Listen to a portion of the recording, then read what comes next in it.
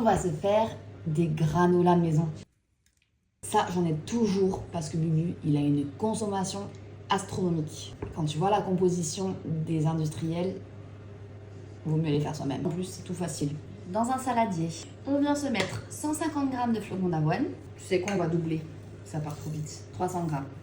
Mais pour une première, tu peux diviser par deux. Mais sinon, j'en fais tout le temps. 100 g de beurre de noix. Ça peut être du beurre de cacahuète, du beurre de noisette, du beurre d'amande. Moi, je mets du beurre de cacahuète. 100 g de miel. Moi, aujourd'hui, je vais essayer avec du sirop d'érable.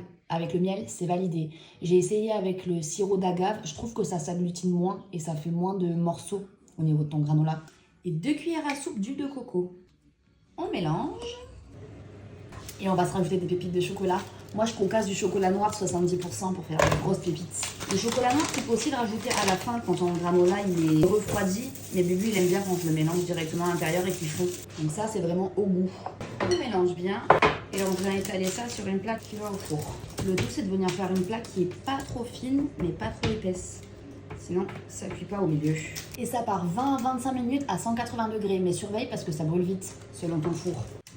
C'est cuit. Alors, moi, j'ai mélangé 5 minutes avant la fin pour répartir un petit peu le chocolat. Ensuite, tu laisses refroidir. En plus, en ce moment, il fait froid. Donc, en fait, tu as juste à mettre ça dehors pendant 10 minutes et c'est froid. Et ensuite, ça te donne ça, un bon granola.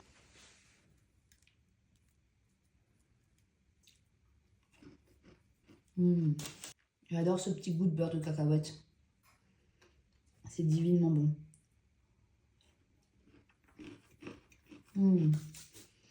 J'ai oublié de te dire, si tu veux rajouter des noix, c'est super bon. Bubu, il aime pas trop, il trouve ça écœurant. Moi, j'adore, mais voilà. Du coup, maintenant, je le fais sans noix.